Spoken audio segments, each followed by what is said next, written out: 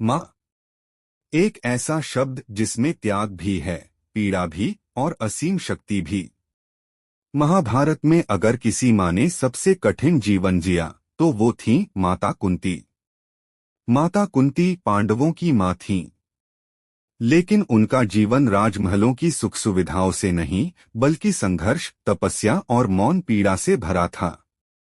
युवावस्था में उन्हें एक दिव्य मंत्र प्राप्त हुआ जिससे वे किसी भी देवता का आवाहन कर सकती थीं। उसी मंत्र से सूर्यदेव के वरदान से एक पुत्र का जन्म हुआ, कर्ण। लेकिन समाज और लोकलज्जा के भय से माता कुंती को उस नवजात को डोट गंगा की धारा में प्रवाहित करना पड़ा। कल्पना कीजिए, एक माँ अपने ही पुत्र को डोट अपने हाथों से संसार से दूर कर देती है। ये निर्णय आसान नहीं था, पर कुंती ने अपने हृदय को पत्थर बनाकर ये पीड़ा सहन की। समय बीता। कुंती ने पांडु से विवाह किया और युधिष्ठिर, भीम और अर्जुन जैसे महान योद्धाओं की मां बनी। उन्होंने अपने पुत्रों को डोट, धर्म, संयम और सत्य का पाठ पढ़ाया।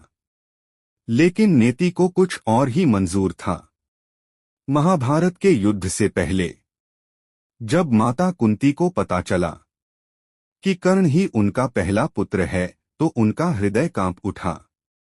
उन्होंने कर्ण से अनुरोध किया कि वो पांडवों का साथ दे, पर कर्ण ने कहा, मां अब बहुत देर हो चुकी है। मैं सूतपुत्र कहलाया हूं और दुर्योधन का ऋणी हूं।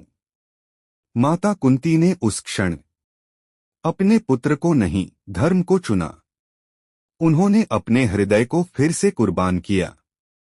युद्ध समाप्त हुआ, कौरव नष्ट हो गए, पांडव विजयी हुए। लेकिन कुंती के जीवन में सुख फिर भी नहीं आया। उन्होंने अपने पुत्रों से कहा, मुझे वन में तपस्या करने दो।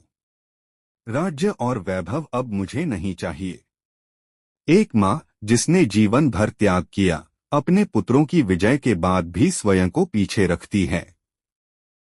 इसलिए माता कुंती सिर्फ पांडवों की मां नहीं थीं। वो त्याग, धैर्य और नारी शक्ति की जीवंत मिसाल थीं। उनका जीवन हमें सिखाता है, सच्ची शक्ति आंसू छुपाने में नहीं बल्कि धर्म के लिए अपने हृदय को बलिदान करने में है।